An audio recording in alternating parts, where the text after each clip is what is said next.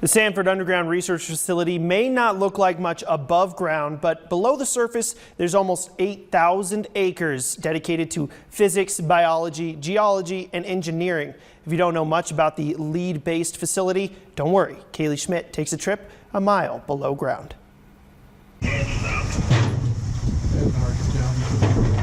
It all started in the early 2000s. Homestake decided that they were going to cease mining operations and began discussions with the state about converting the facility into a underground science facility. And so the state stepped up in 2004, created the South Dakota Science and Technology Authority. Over the next few years, the property transformed. Ever since, we've been working on the conversion of the lab space into a place where deep underground physics research and all sorts of different disciplines are doing work.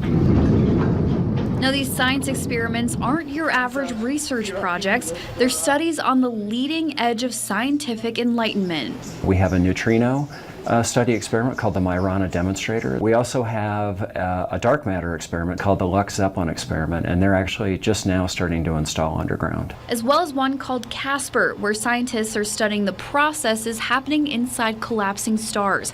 Now, these experiments are not only invaluable to the science community, but a boost to the South Dakota economy as well. And also an education impact as well. And so we work very closely with Black Hills State University on a K-12 science, technology, engineering, and math education program, or STEM education program. While these scientists are starting the world, the next generation will continue it, which is why getting young people interested and involved is important.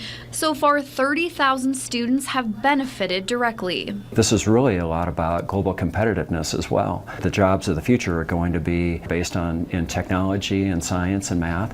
And so really what we're trying to do is get kids excited about pursuing further education in science and math. And Executive Director Mike Headley was one of those kids interested in science and South Dakota. I'm a South Dakota kid. Originally, I grew up in Brookings, and I went away for work for a while. I was in the Air Force, and I was fortunate enough to be able to come back to the area. And so I had a lot of friends who got technical degrees that they couldn't get a job here. And so to play a role in a facility that's providing technical jobs for our best and brightest to come back and work here is really cool.